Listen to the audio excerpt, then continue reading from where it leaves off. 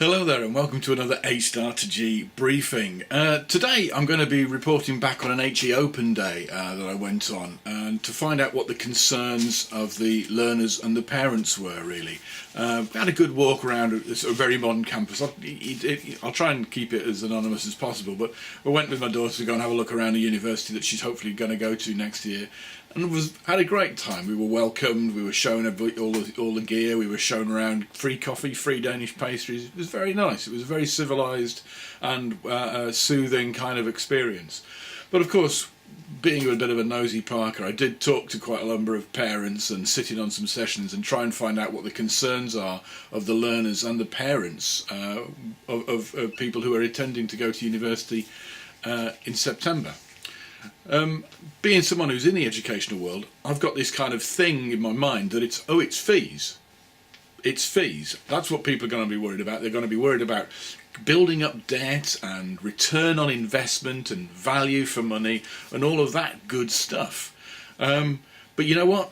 Not one question. No one seemed to be at all interested, and I think the fees thing is pretty much a non-starter. I think it's a shocker, but parents, they're going to pay for it, frankly. Learners, they're going to pay for it. Everybody just seems quite resigned to the fact that what you need is a degree. And if you've got to pay for it, you might as well pay for it. So actually no one really talked about the fees issue at all. What they did talk about were a couple of other things, though, that came forward, and things that were perhaps a bit surprising, really, that I wasn't particularly expecting to feature. Now, of course, secondary kids are really, pushed and pushed to get the grades, and UCAS points and all that kind of stuff to get to where they want to go. But a message that came over from the course tutors that I spoke to was not really about the grades. Yes, they've still got to get the grades, but the word practical skills and skills came up a few times.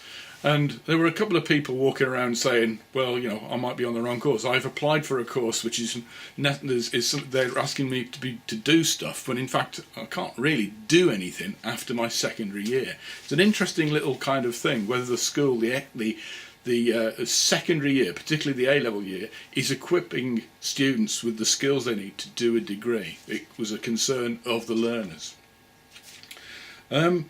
A couple of things, though, that I think were important was this thing about questions came up over and over again about whether the course these learners were going to do was going to lead to employment. That was the question. That was the main driving point of the questions from parents.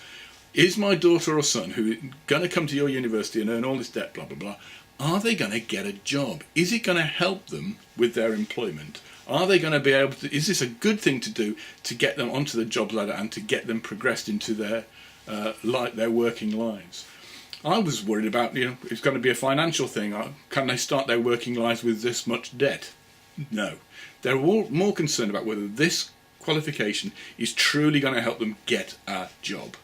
Jobs is the thing. Now, I don't know whether that's a big change, but to me it's a striking change for my experience, is that jobs was not something you considered until the third year of your degree. This is, people are considering jobs before they enter degrees.